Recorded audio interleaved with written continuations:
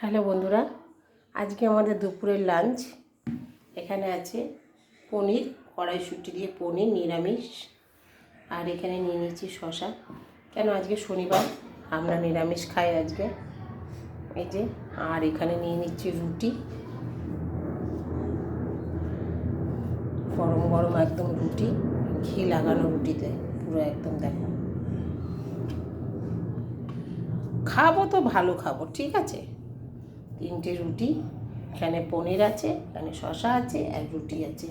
এই যে বলেছি নিরামিষ, নো আমিষ হবে।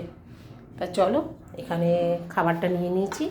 খাবারটা এখন খেয়ে নিই, অনেকটাই বেলা হয়ে গেছে, 3:30 বাজে।